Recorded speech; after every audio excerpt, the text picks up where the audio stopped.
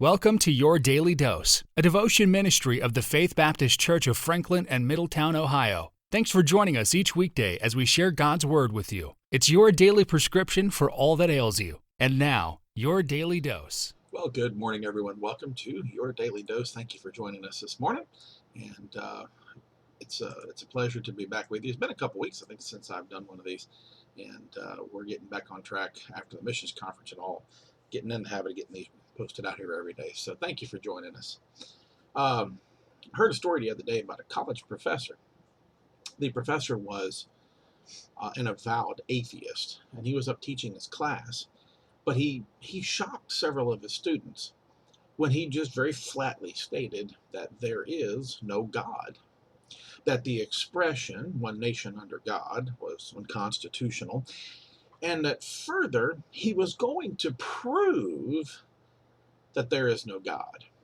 He looked up and addressed the ceiling and he shouted, "God, if you are real, then I want you to knock me off this platform. I'll give you 15 minutes. The room fell silent. You could have heard a pin drop. 10 minutes went by, and again he stared up at the ceiling and taunted God. He said, "Here I am, God. I'm still waiting." Countdown got down to the last couple of minutes, and he once again taunted God. But with about 30 seconds left to go, a Marine who was just released from active duty, who had recently enrolled in this man's class, got up out of his seat, walked up to the professor, and hit him full force right in the face, knocking him off of his lofty platform and knocking him out cold. At first, the students were shocked and, they kind of babbled amongst themselves in confusion. The young Marine just went back, took his seat, and sat there silently. The class just sat there silently, kind of waiting to see what would happen. After a moment or two, the professor came to, obviously a bit shaken up.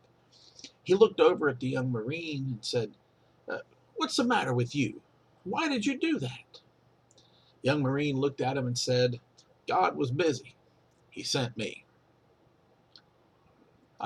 I think we had a tremendous missions conference this past week at Faith Baptist Church. If you weren't there to be a part of it, you missed out. We had a fantastic time. And we even had a great night of levity Saturday night, and we just had a great time. And I'm amazed, and I thank God that we've been able to so greatly increase our Faith Promise Missions giving. What a great program! I'm thankful God uses it amongst His people so that we can do great things in foreign missions. But I believe that the greatest mission field anywhere on this earth is right here. So I'd like to challenge you a bit today. Look, giving money to missionaries is admirable. It's a good thing to do. It's a great way to support them and the work that they do in the field. Praying for those missionaries, encouraging them in the ministry, that's essential. But I don't know how else to say it. I think that the United States of America has become a mission field. You might be tempted to say, "But Bob, why, there's churches on every corner of our town. Why, there's almost one church for every neighborhood. What are you talking about?" Well, take a look around you. I never thought I'd see the day in this country where someone would have an argument with me over the fact that this was founded to be, and explicitly so, by our founding fathers, to be a Christian nation. I just read an article last night from someone who's supposed to be a well-known pontificator and columnist. I didn't recognize the name, but apparently they're a big deal with some people. But this person said that if you believe that the United States is a Christian nation, you're a racist, bigot, sexist, homophobe. He went on this tirade of all these things. The truth is, our country, our society, the people of our country, they've turned their backs on an almighty God. And here in the last, I don't know how long, but we've taken our abominations and put them on full display. And not only have these people put them on full display, the mainstream of our culture has accepted it. Just yesterday, I don't know when this will air, but the other day, the Senate of our nation confirmed a man who dresses and acts like a woman as the head, get this, of Health and Human Services. And one senator who kind of, was trying to, the person was opposed to this person being confirmed, but they got ridiculed and dragged through the mud by the media for opposing them, even though they didn't necessarily bring spirituality into it. They just opposed this nomination. They got dragged through the mud. Their name got cursed just because they opposed him or her or it. I don't know what you do with that. The truth is, as a nation, we've lost our way. And look, I'm not going to deny there's a lot of churches out there, but you know what? The majority of them are half full, or I'm a bit of a pessimist, half empty. And you know what? The truth is, they've lost their fire. And I'm afraid that a lot of us have lost our fire. And that's why I believe we're the greatest missionary field in the world. I think we're the greatest missionary field in the world because we've been silent.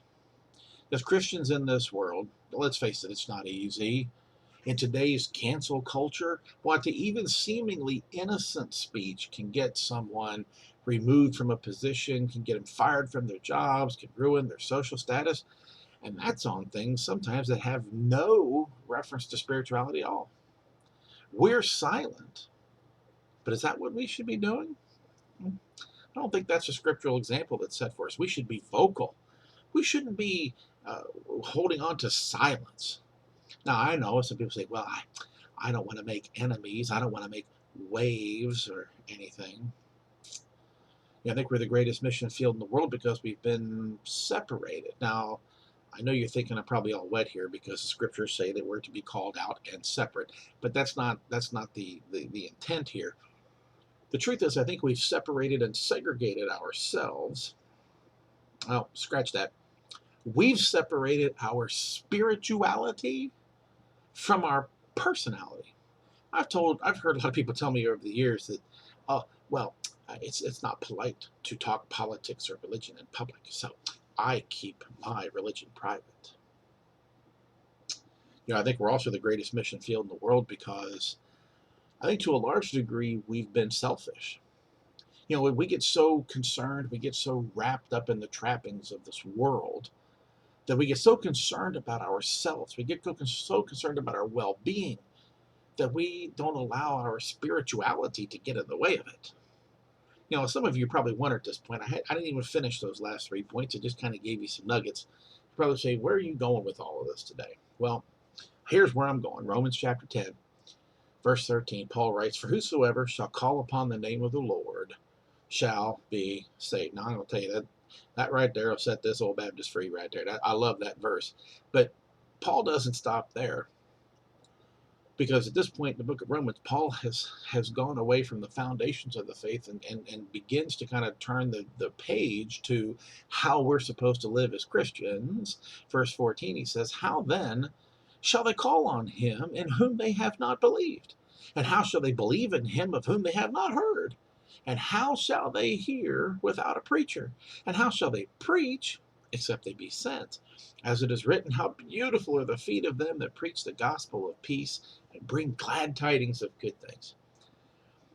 We are the greatest mission field in the world because we've been all of those things I just mentioned, and we are failing to reproduce.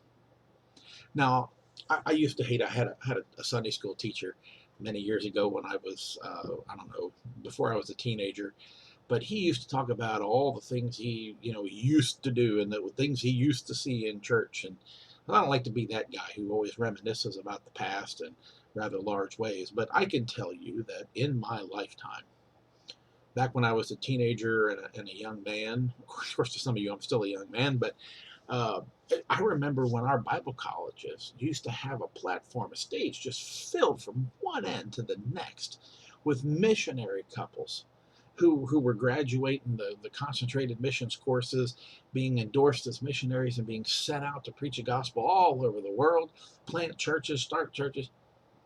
Today, those same colleges only send a small handful of missionaries out. I remember when Our Bible colleges are full of pastoral studies candidates, and we used to have preacher boys coming out by the hundreds, going out and starting churches all over our country. But today, someone surrendering to preach is almost unheard of. Why is that? Well, you know what? I think it comes down to the fact that we've failed to reproduce. My wife right now, God love her, she's all into the ancestry of our families. It's not really all that interesting to me, to be honest with you, but there is one thing that's very clear. When you start looking at the family tree and you start searching through records and you find all these different people, there's quite a few branches of the family tree that go nowhere.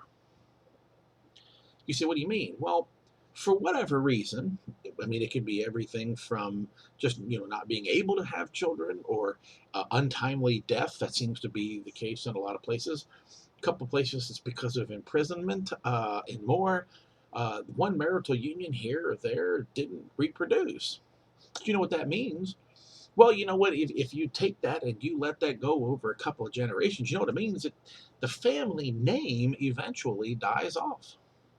Now, I'm a Nolan, and in my family, now we don't have very many generations of my sect of the family in this country, but of the ones that have been here over the last 4 or 5 generations, I am the last of the Mohicans. I am the last male child with the Nolan name. I got a bunch of uncles. They all had a bunch of girls, so it was just me.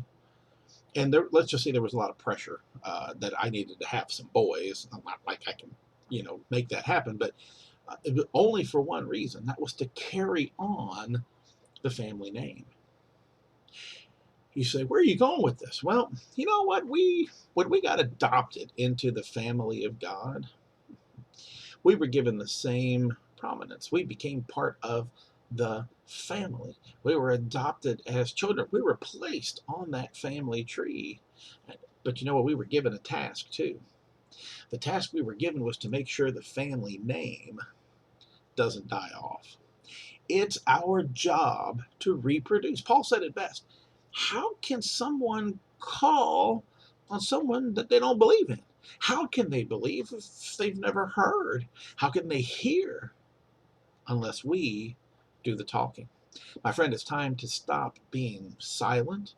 It's time to stop being separated, and it's time to stop being selfish. It's time to take our role in the perpetuation of the gospel of Jesus Christ seriously, and it's time to start reproducing.